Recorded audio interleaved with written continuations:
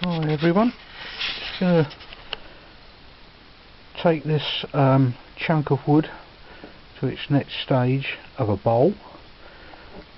As you can see, I've gouged out quite a lot and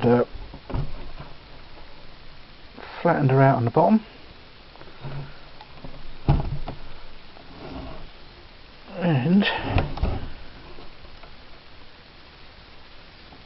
taken off most of the bark, and now it's down to fine tuning. And these are the tools that I'll be using.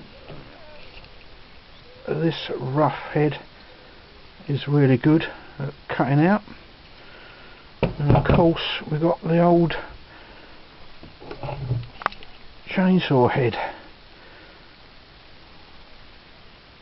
that takes out anything, but you have to be very careful with it because it could cut your hand off if you're not careful.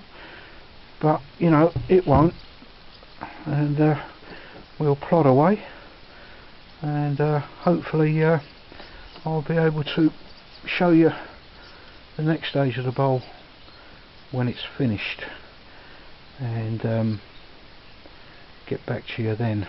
Gotta go, because unless I keep these videos under 2 minutes, they're dreadful trying to upload them in Ireland.